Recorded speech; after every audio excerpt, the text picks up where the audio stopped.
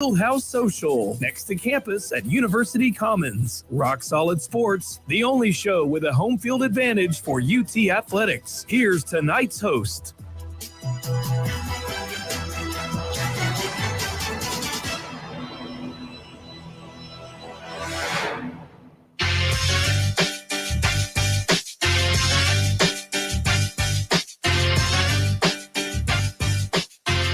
Welcome in, everyone, to the Monday edition of Rock Solid Sports. I'm your host, Joseph Bonanno. I got Kat Hoover next to me.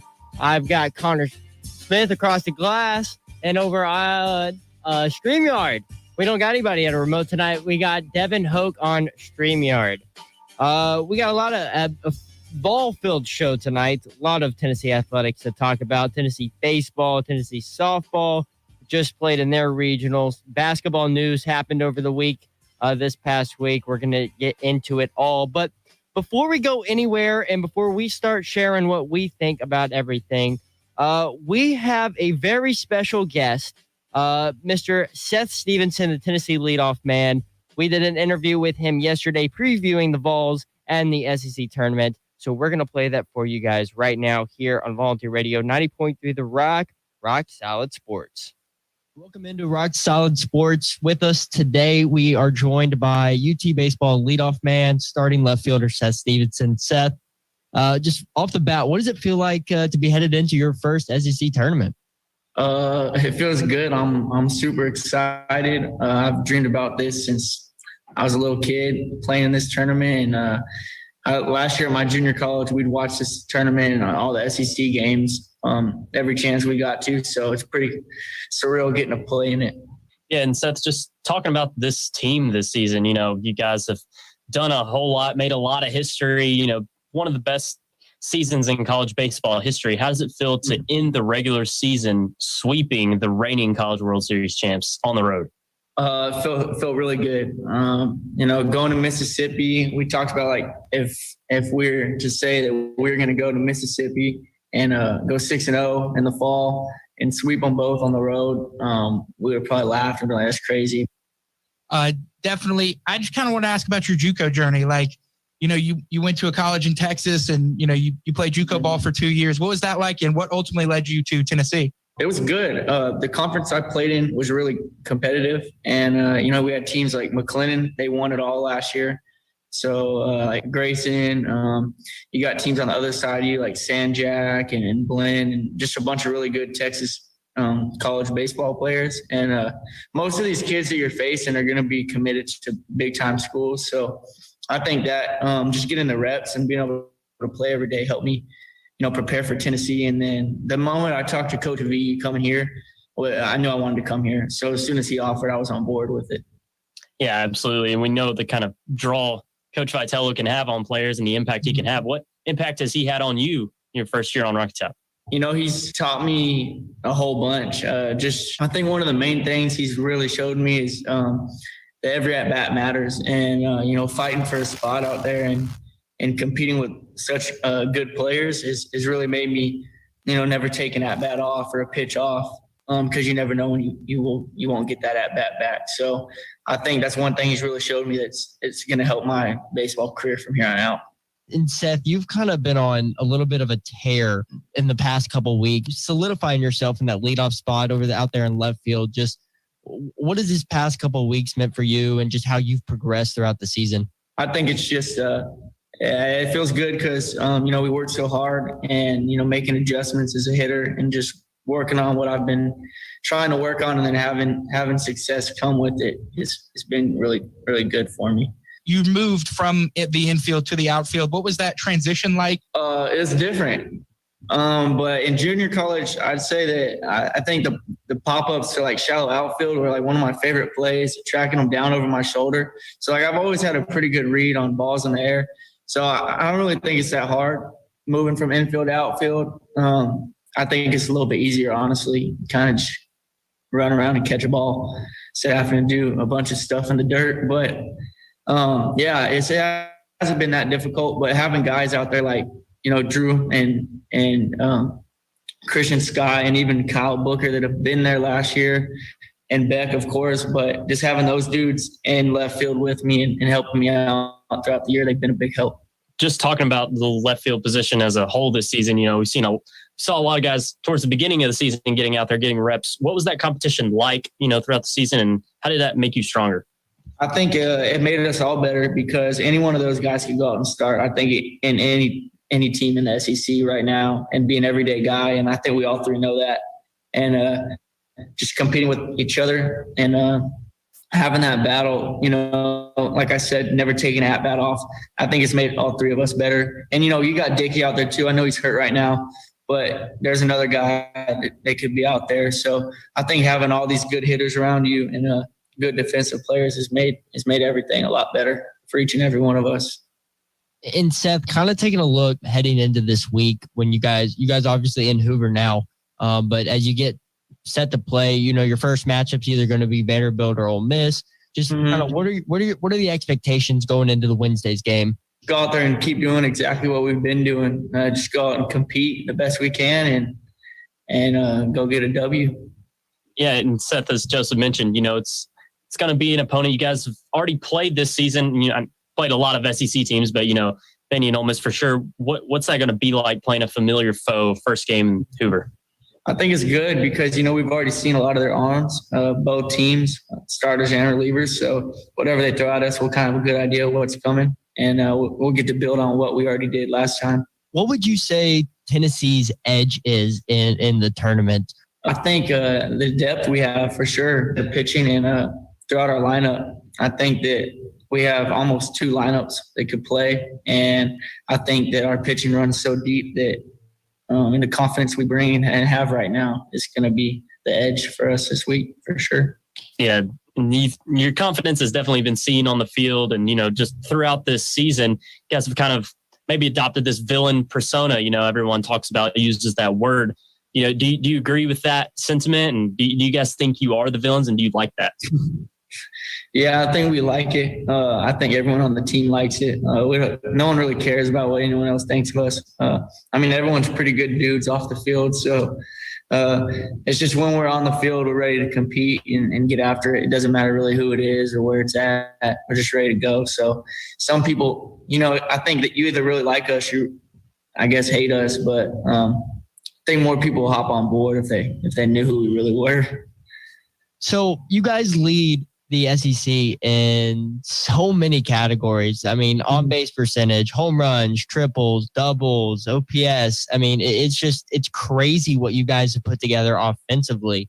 And just when you go into a tournament like this, it's a lot of back-to-back days. It's not a lot of long breaks like you would have in between a midweek and the weekend. Mm-hmm. Just what are you guys doing to keep yourself prepared and ready to go and not wear yourself out where you can go in each and every game and still put up these numbers that you've put up all season? Mm-hmm. Today is just like a rest and hydration day. And we got our normal lift in that we get our 2 lifts a week. So tomorrow's going to be the same thing. I'm sure we'll have a shorter practice, but really just taking care of our bodies. And if you need to get in the training room with Woody, then you go see Woody in whatever hotel room he's in and hydrate up and kind of get off your feet the next 2 days. And then whenever we go to practice, just make sure we're just as prepared as we would be in Knoxville. Yeah, and Seth, I want to go back a couple of questions ago. You're talking about the guys on the team and how they were. I want to know, whether it's on the field to you or just, off the field working out, in the dugout, who are some of the guys who just always bring the energy no matter what? Y'all's hype man, if you want to say hype men. Who are those guys?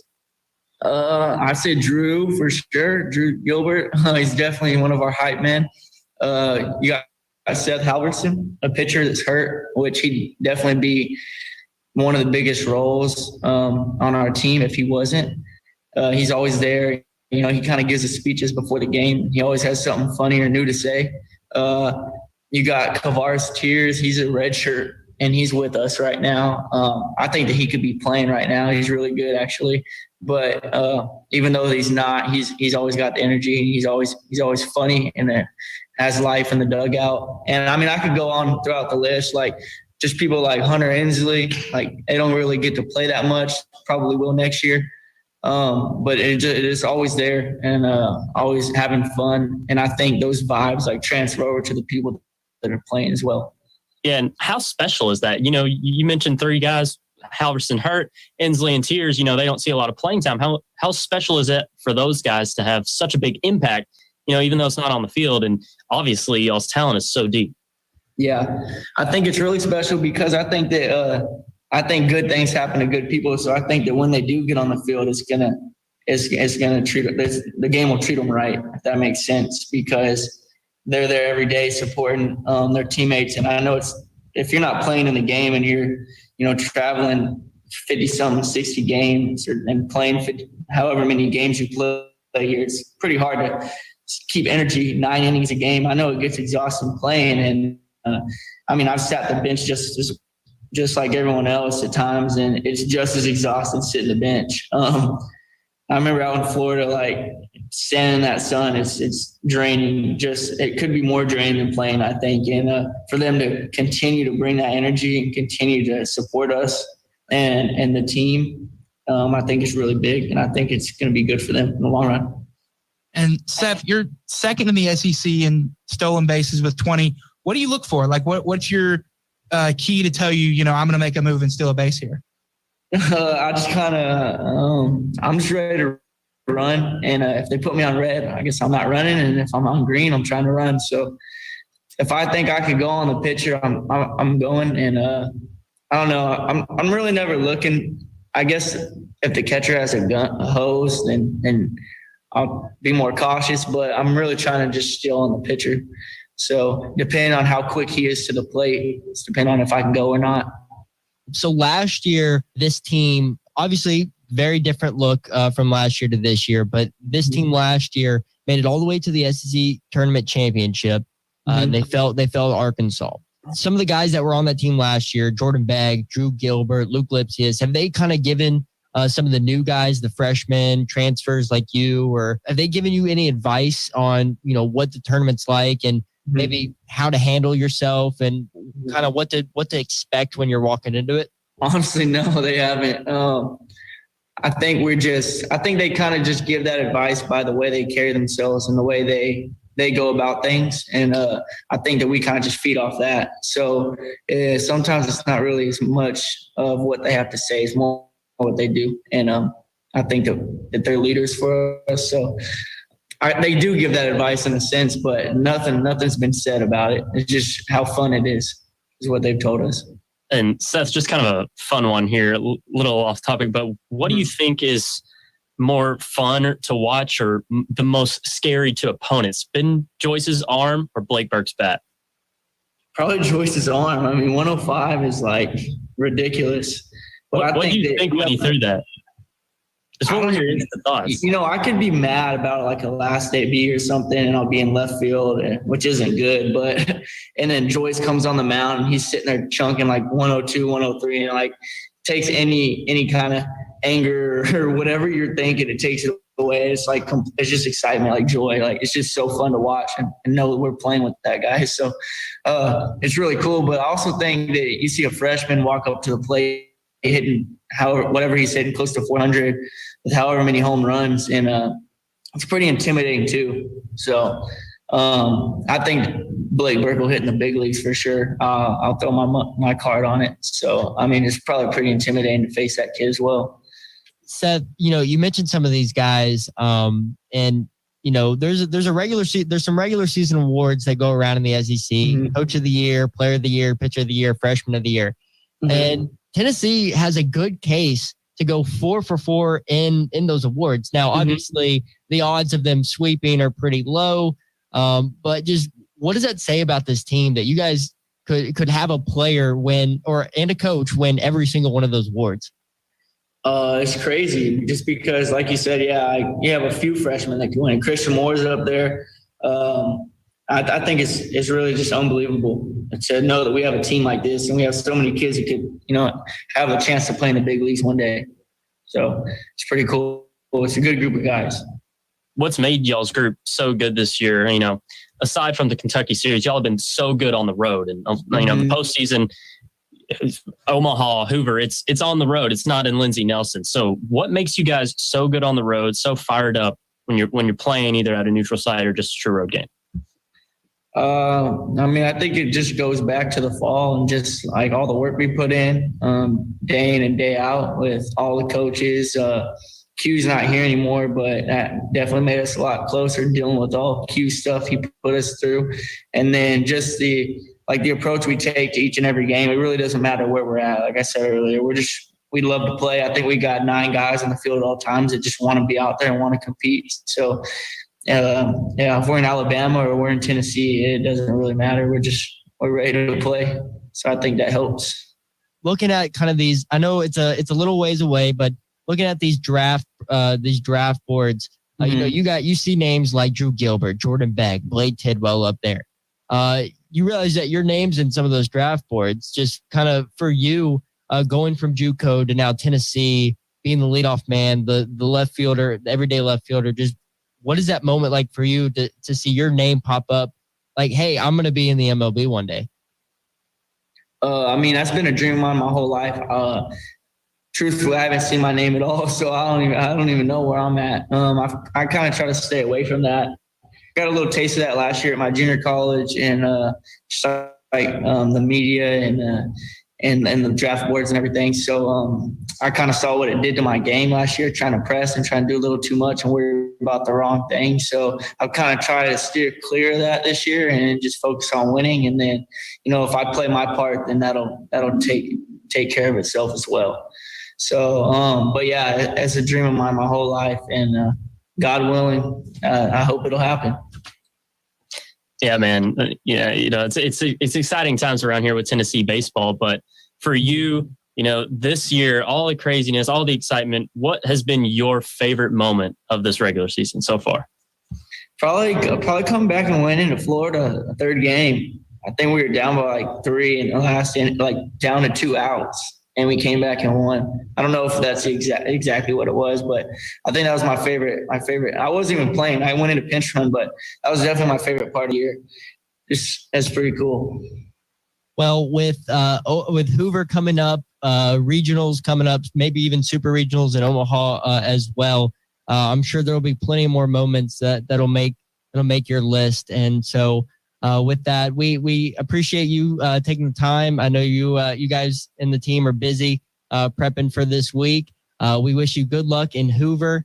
And with that, thank you so much for joining us. No, thank y'all for having me. I really appreciate it. I like y'all's backgrounds. They're pretty cool. Yeah, we got a couple posters in That's sick. the background. So no, but yeah, thank y'all for having me. I appreciate it, Seth. Yes, sir. Talk to y'all soon. That was our interview with Tennessee Vols leadoff man, starting left fielder Seth Stevenson.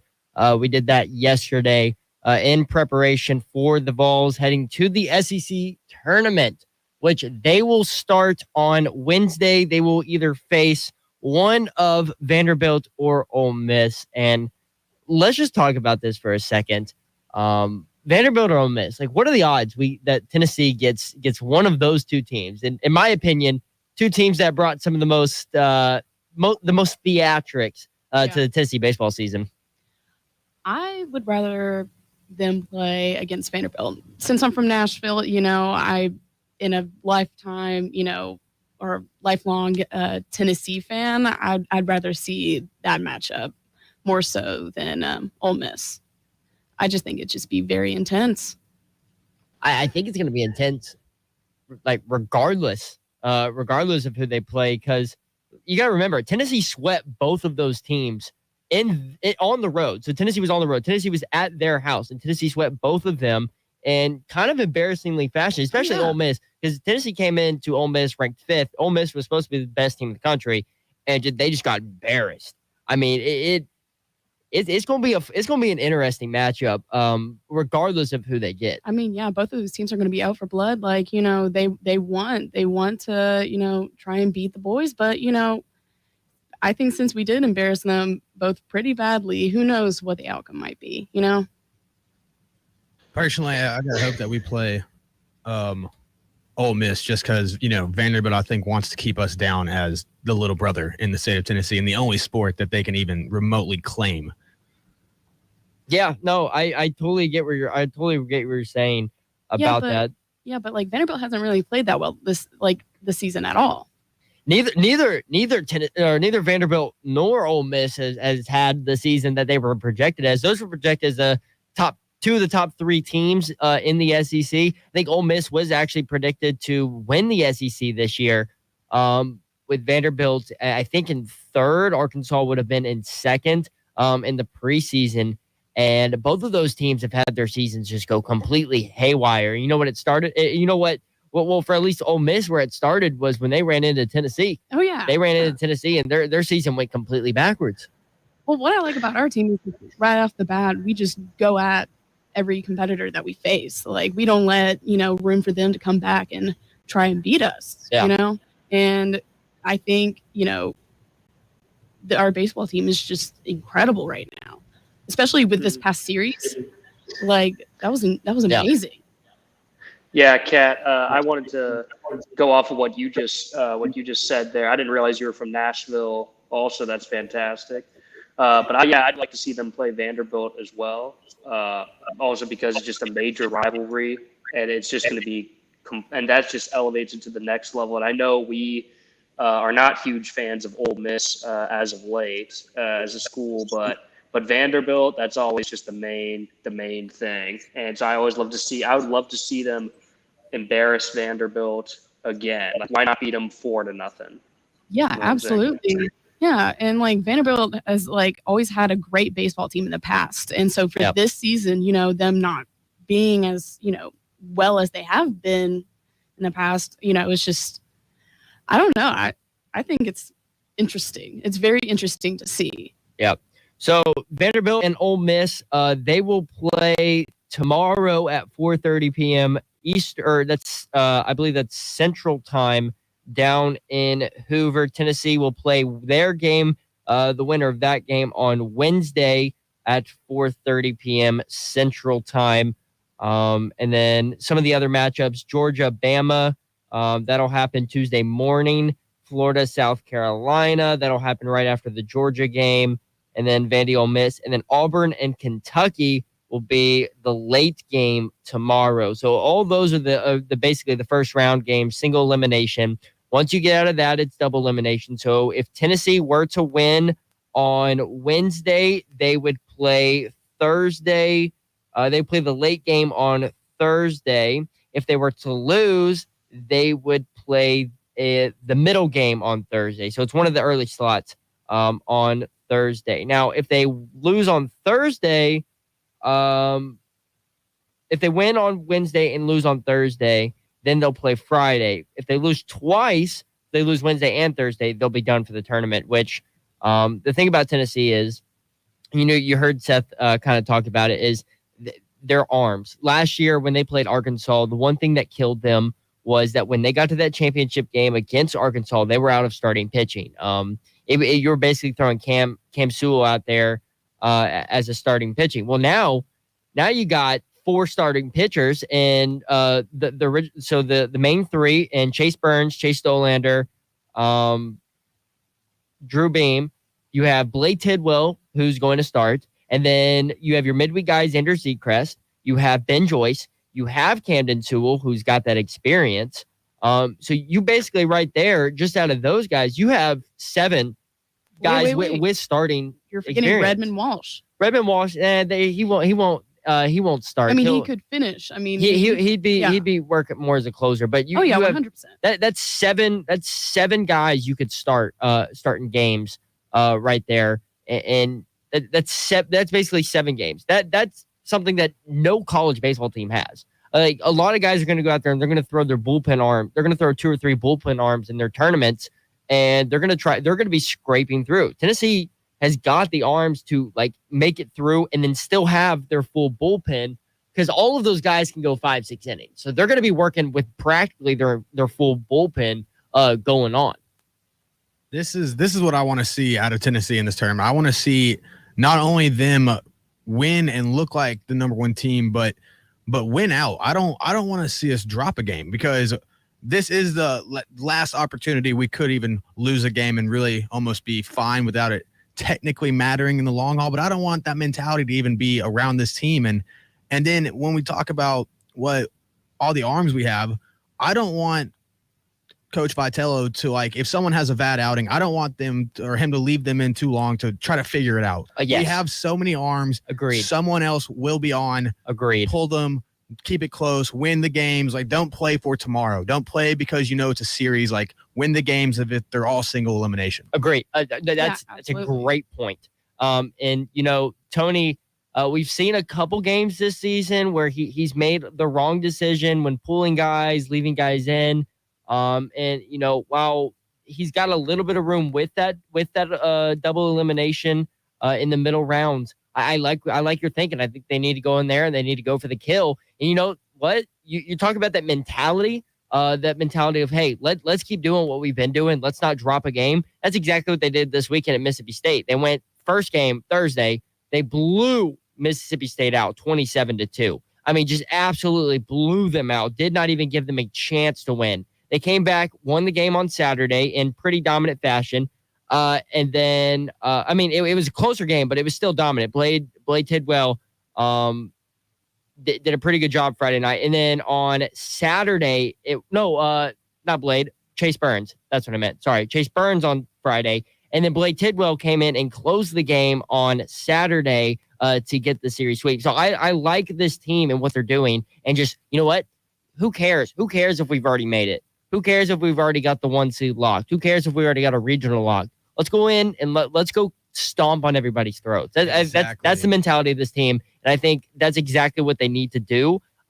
Because honestly, I think they're going to have a tougher road in the regional and super regionals than they did last year. And I know they ran into LSU and Wright State and then in the regional and then LSU in the super regional. But, Tennessee's the team to beat this year. So you could really see some teams really step up their game. And so I really would like to see Tennessee, just like you said, I would really like them to keep that mindset on of, hey, we're going to keep going. We're not slowing down. Yeah, that's an incredible point, Joseph, as you just made there. Yeah, since Tennessee is the top dog, it's just like now in football with Alabama, everybody brings their A game against Alabama, and they try to bring an upset in football. That's the exact same thing happening here in baseball. And as you know, anything can happen in a baseball game. It can be crazy, even if you are the much better team. Sometimes, things just start not going your way. And before I say any of what I'm about to say here, I just want to say I absolutely love Tony Vitello. He's clearly the best coach in the nation. He deserved the awards he's got.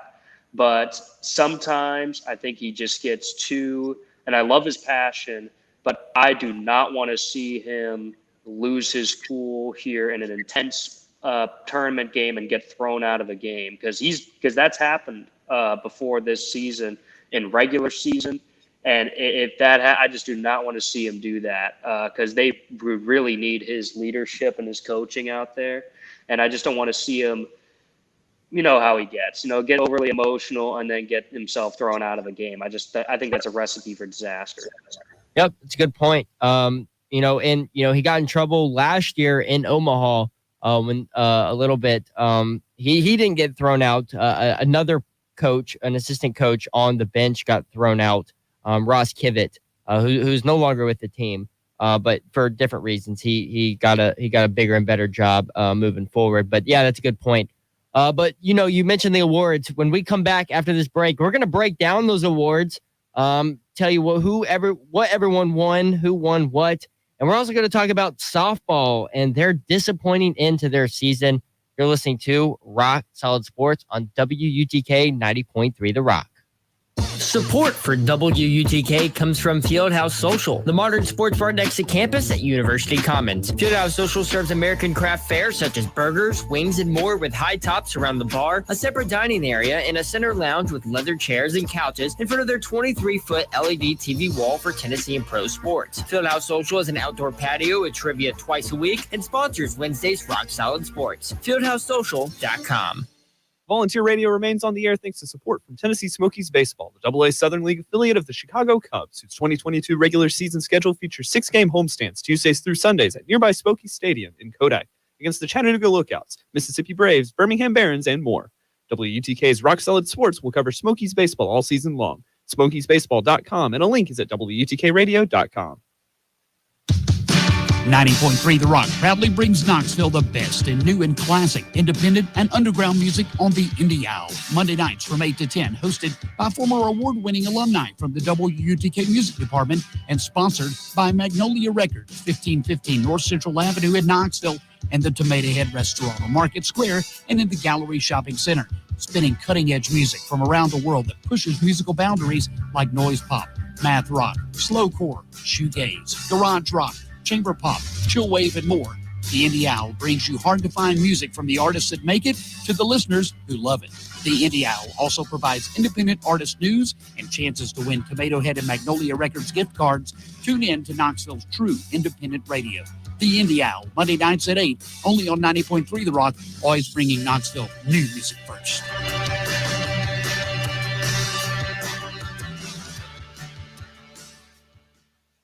WUTK thanks historic Brushy Mountain State Penitentiary for their support as they present country music singer and songwriter Randy Houser in concert Saturday, May 28th at the old prison site in Petros, Tennessee. Fairview Union opens the show with gates at 6 p.m. and 8 p.m. showtime for this charity show, with the $5 ticket and all proceeds benefiting Moco Mutts Rescue Center, a no-kill animal shelter in rural Morgan County. Pre-show activities include touring the prison, distillery, and museum. Food and drinks on site and camping and parking allowed. Lawn chairs are encouraged. Tourbrushy.com for info and tickets to see Randy Houser live at Brushy Mountain May 28th. Volunteer Radio remains on the air thanks to listener donations and support from the UT Athletic Department. After making it to Omaha last season, the 2022 Baseball Vols regular season has wrapped up, and the team now waits for the NCAA Regional First-Round Playoffs, with games played at Lindsey Nelson Stadium June 3rd through June 6th. Ticket info is at allvols.com. Tune in to Rock Solid Sports for UT baseball coverage, and The Rock wishes Coach Vitello and the Baseballs good luck on the diamond during the playoffs. The Rock thanks the Hill Bar and Grill for their support. The Hill on Forest Avenue is open 7 days a week at 11 a.m. until late night for dining indoors or on the expanded patio. The Hill has a variety of appetizers and a full menu of wings, burgers, tacos, and more. The Hill is our Thursday Munchie Madness sponsor and home of Friday's Rock Solid Sports. On Instagram at The Hill Knox. Venue at thehillknox.com.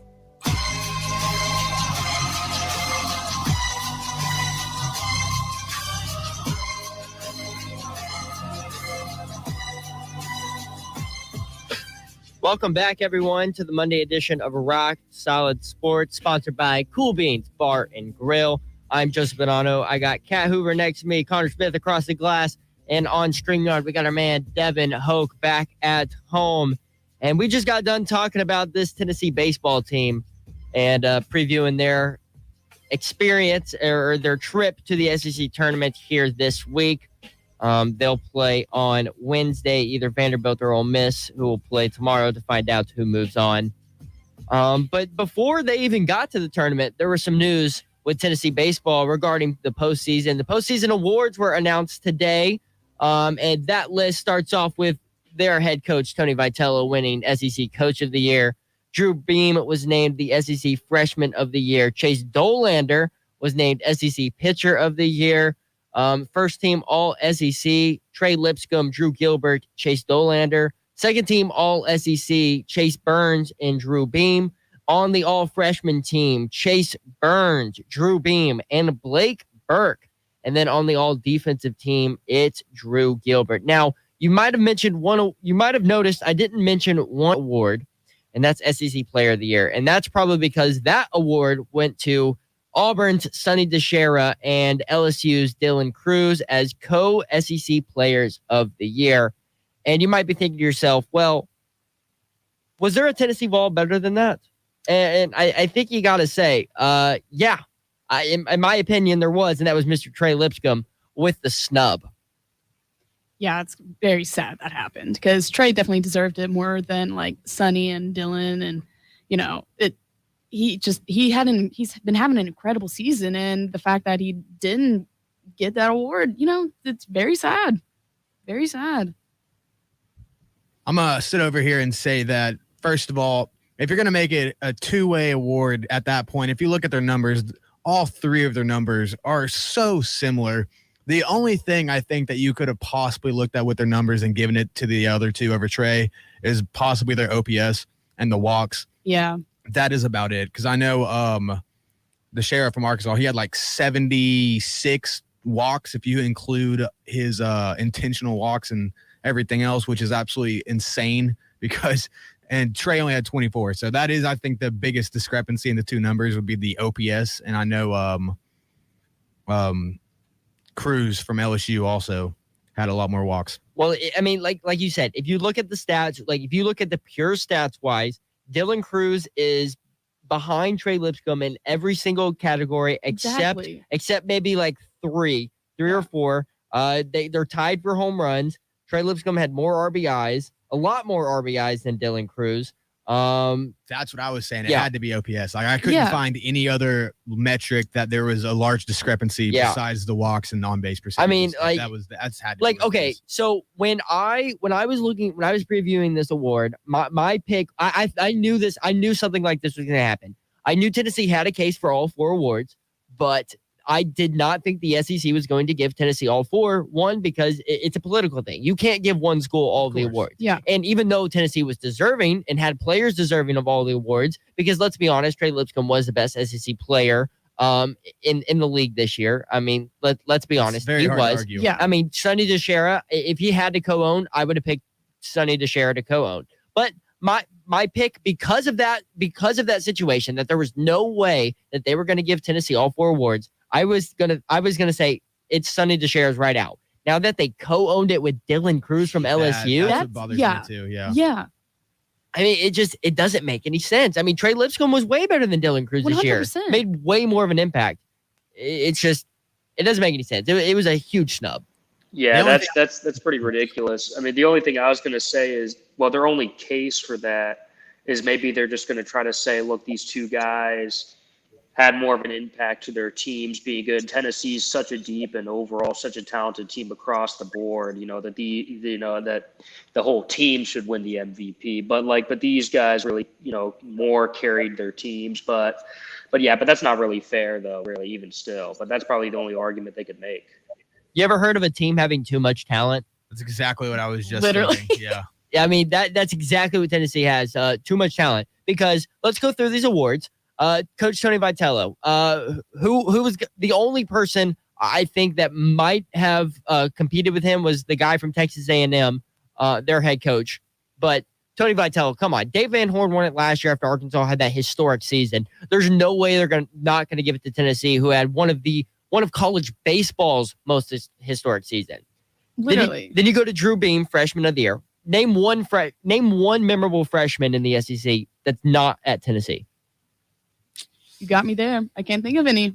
There really wasn't any. No, there was no freshman around the league that made a bigger impact than Tennessee's young freshman pitchers and Chase Burns and Drew Beam. Now, the reason Drew Beam won it over Chase Burns is because Drew Beam had more consistent outings, and Burns had those 3 weeks where he really struggled. And Burns also had that 1 week where he was pulled. He was pulled from his start for Blake Tidwell, and Beam never did that. Beam was consistently the starter all year long.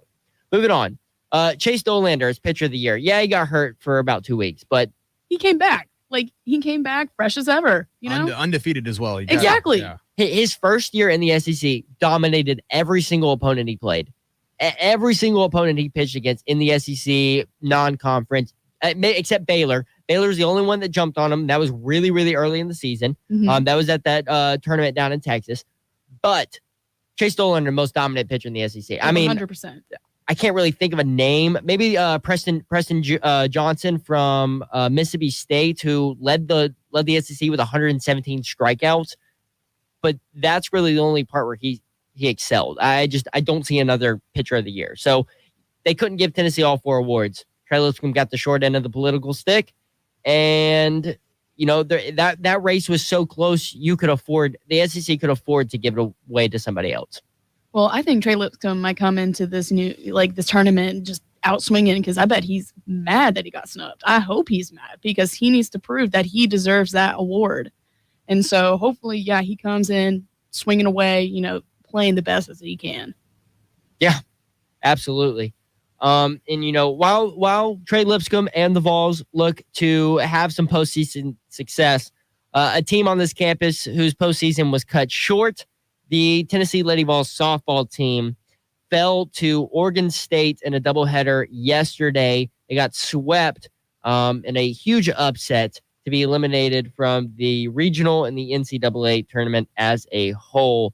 So the thing that's weird about this softball game, so they played on Saturday. Lady Vols won 3-0. Oh yeah. They won. They had a whole day of rest, whereas Oregon State had to play against Ohio State and Campbell, I think. They did.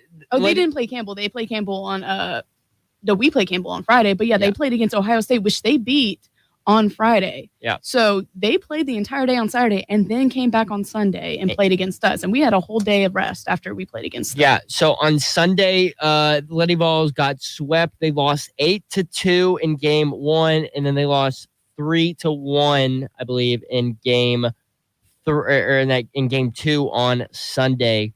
And before we really talk into it, listen to some of these stats from this game. The Lady Vols on Sunday were 7 for 49 in both games combined. They didn't have a hit until after the 5th inning in both games. In game 1, their only 4 hits were a double and 3 singles. There are only 3 hits in game 2, a home run, a triple, and a single. That's it. Yeah, it wasn't a good day for them yesterday. And, it might have been nerves since, they haven't been to the Super Regional since 2019. But then again, Oregon State hasn't been to the Super Regional since 2006. So, both teams are playing off their nerves. And that first game didn't really show how Tennessee should really play until the second game when there was it was 0-0 until the 6th inning when, Oregon State's main pitcher who played the best tournament I think I've ever seen a player play. It was Mariah Mazon. She hit a home run off of Aaron Edmondson and, scored 3 runs. But what I like about our girls is that they came back. Kiki Malloy, I think, was it that game where she hit a home run, or was it? I'm pretty sure she hit a home run in 2 of those games. Oh yeah, she hit a home run, and I'm pretty sure that ball is still orbiting the earth right now because she hit it far. Yeah, she hit it far, and then Zeta Pooney came and hit a triple. It was a tough loss for the girls and everything. So I think the doubleheader compounded it too. I mean, especially in game 2 when our starting pitcher goes down, that can't help. And then when your offense is cold on a doubleheader, I mean, that's super hard to snap out. It's different with it being cold and you taking a day off, but when you got to go play, however, what was it, hour or 2 later, and you're still cold, and then back to back to back. I mean, it's hard to get back up. Mariah Mazon, hey, she hit home runs. She hit the deciding home run in both games, and then got the save in the second game. She killed it. Single-handedly won the second day. Personally, I think her and Zeta Pooney were the stars of this whole tournament. Mariah Mazon was incredible. But Zeta Pooney made some great plays, some great saves. She was due for a hit, and when she hit that triple, it was definitely deserved. She was due for it. It was a very intense day that day, and I'm happy that the Lady Vols, fought till the very end. Yeah, that's a good part about them, and I'm glad Connor brought up that point about playing back to back like that. I strongly believe if they spaced it out, whether they got to play game 3 the next day, I think Tennessee would have won.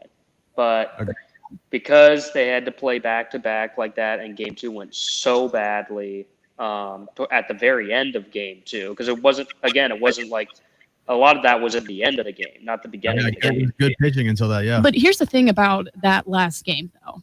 So our defense was strong until the 6th inning, but that's because Mariah Mazon hit that home run. I think it still would have been a long standoff even if she didn't hit a home run, because we were playing so well. And at that point, especially in softball or baseball, it's going to be, an unstoppable force versus an immovable force, and something has to give. And I think Mazon was that deciding factor. Yeah, she's an incredible player.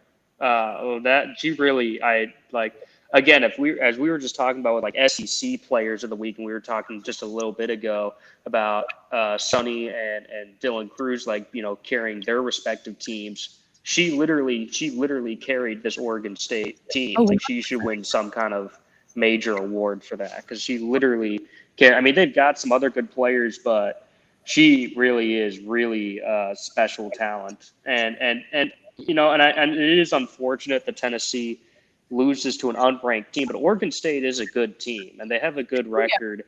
And lots of craziness happened in these regionals. Number 2 Florida State lost to Mississippi State. Alabama lost to Stanford. Alabama lost to Stanford. They lost. That's embarrassing. Yeah. The thing about the Lady Vols, as we're kind of wrapping up softball here, this is the second year in a row that they've done this. They've had a regional at home, and they've blown it. Oh yeah, like majorly upset, blown it 2 years in a row. And so now you're kind of starting to think, well, baseball's getting good, football's getting good, basketball's hot. Both basketball, men and women's basketball. Softball can't really do anything.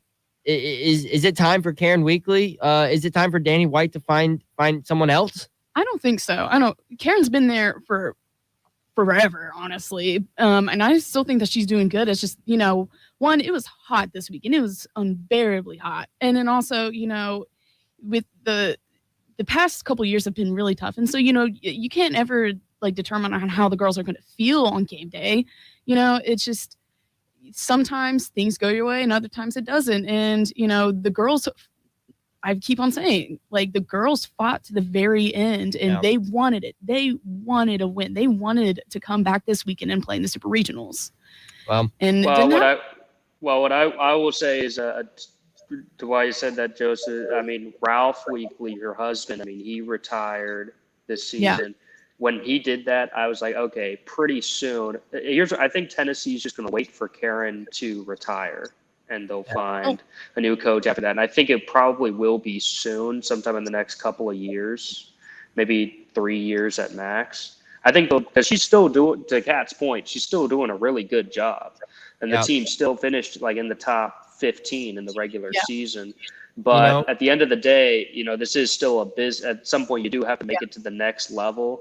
But I think they have a lot of tremendous respect for what she's done. She's built this program into a respectable. I mean, before her and Ralph, exactly. Before her and Ralph, it was 21 seasons. You know, nothing. Well, So at that point, it's Danny White's patience versus Karen Weekly, and whether or not she can get her team back into the college softball World Series, where Tennessee softball has made a really good name for itself over the years. All right, guys, we're going to take a quick break. When we come back, we're going to hit you with some Tennessee hoops updates, some new faces and some old faces returning to Rocky Top for Rick Barnes. We will talk about that up next here on Rock Solid Sports on WTK 90.3 The Rock. Support for WUTK comes from Fieldhouse Social, the modern sports bar next to campus at University Commons. Fieldhouse Social serves American craft fare such as burgers, wings, and more with high tops around the bar, a separate dining area, and a center lounge with leather chairs and couches in front of their 23-foot LED TV wall for Tennessee and pro sports. Fieldhouse Social is an outdoor patio with trivia twice a week and sponsors Wednesday's Rock Solid Sports. FieldhouseSocial.com. Volunteer Radio remains on the air thanks to support from Tennessee Smokies Baseball, the AA Southern League affiliate of the Chicago Cubs, whose 2022 regular season schedule features 6-game homestands Tuesdays through Sundays at nearby Smokies Stadium in Kodak against the Chattanooga Lookouts, Mississippi Braves, Birmingham Barons, and more. WUTK's Rock Solid Sports will cover Smokies Baseball all season long. SmokiesBaseball.com, and a link is at WUTKRadio.com. The Rock thanks the Hill Bar and Grill for their support. The Hill on Forest Avenue is open 7 days a week at 11 a.m. until late night for dining indoors or on the expanded patio. The Hill has a variety of appetizers and a full menu of wings, burgers, tacos, and more. The Hill is our Thursday Munchie Madness sponsor and home of Friday's Rock Solid Sports. On Instagram at The Hill Knox. Menu at thehillknox.com. WUTK thanks C3 Presents for their support. Music Midtown, September 17th and 18th, Piedmont Park in Atlanta, Georgia. 34 artists performing live on stage, including My Chemical Romance, Jack White, Future, and many more. MusicMidtown.com. Listen for chances to win a 4-pack of tickets to Music Midtown 2022, September 17th and 18th in Piedmont Park, Atlanta, Georgia. From 90.3 The Rock. 90.3 The Rock proudly brings Knoxville the best in new and classic, independent, and underground music on the Indie Hour. Monday nights from 8 to 10, hosted by former award-winning alumni from the WUTK Music Department and sponsored by Magnolia Records, 1515 North Central Avenue in Knoxville, and the Tomato Head Restaurant on Market Square and in the Gallery Shopping Center. Spinning cutting-edge music from around the world that pushes musical boundaries like noise pop, math rock, slowcore, shoegaze, garage rock, chamber pop, chillwave, and more. The Indie Owl brings you hard-to-find music from the artists that make it to the listeners who love it. The Indie Owl also provides independent artist news and chances to win Tomato Head and Magnolia Records gift cards. Tune in to Knoxville's true independent radio. The Indie Owl, Monday nights at 8, only on 90.3 The Rock, always bringing Knoxville new music first.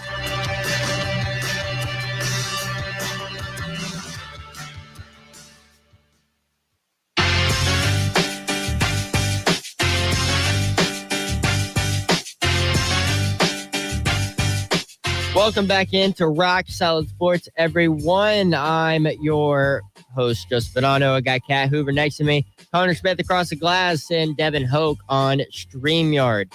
So we've pretty much spent the whole show talking UT athletics, some baseball as they're headed to the SEC tournament.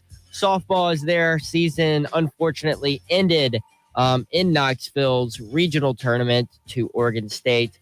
But, you know, while basketball may not be in season right now, that doesn't mean that there's not still some basketball news to talk about, because there 100% is some basketball news to talk about. Just a few days ago, on Friday, the Tennessee Vols basketball team signed DJ Jefferson, a 4-star guard, a 4-star lefty guard. You know how Rick Barnes like his lefty. A native of Richardson, Texas. He's 6'5". He's the number 45 prospect in the class of 2022 by On3, number 73 nationally by 24/7 Sports. He attends Minnesota Preparatory Academy in St. Paul, Minnesota. So Tennessee gets himself another offensive weapon, another guard. They're already a pretty guard heavy team, but this just kind of makes them better. I'm excited. I think it'll be a lot of fun to see him play. Yeah, I think this Tennessee team this year has the guys they've lost and replaced with, I think, are able to not necessarily score better, but like they can do more with the ball in their hands. I feel like feel like they don't need as much facilitation. Like they can just drive and go. I mean, I don't know. Hopefully they can shoot, because I think that's honestly Tennessee's biggest roadblock is just perimeter shooting and consistent shooting. Well, in other news, DJ Jefferson, obviously new addition, and I mentioned some old faces. Josiah Jordan James officially announced he will be returning to Tennessee for his senior season.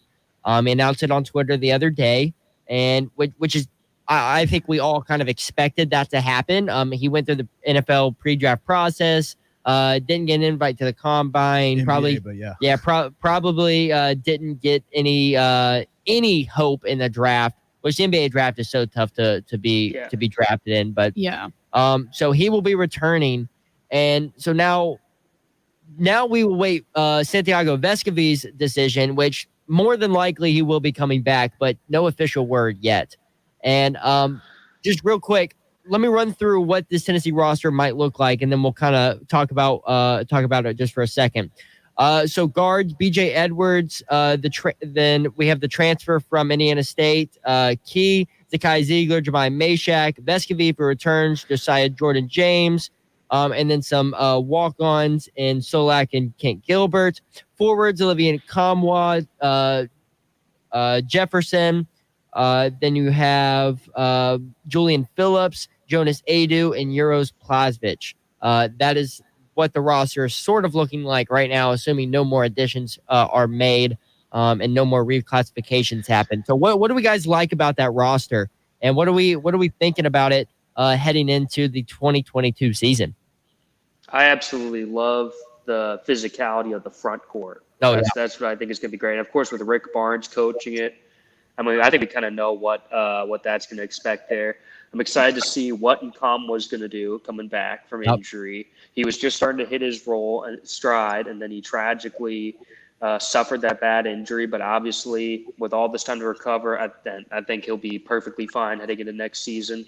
Plavsic, it'll be very interesting to see what kind of next steps he'll take. I think he's poised for a breakout season. I'd really love to see it. The physicality between those two, and then the new guy, the 5-star recruit, Julian. I mean, he's going to be an incredible talent. Yeah, an incredible talent, McDonald's All-America game type of guy, and he could be a nice. He's got to add some weight, but he's 6'8" and a very versatile big man. He adds a little bit of weight, which I'm sure Tennessee will have no problem putting some weight on them. They know how to handle these big guys, make them really strong, really physical, and that could be an imposing and tough front court, especially to contend with what Kentucky's going to have bringing back, Arkansas is going to have bringing back. The SEC is getting tougher and tougher in basketball, and I'm glad Tennessee's on that trend as well.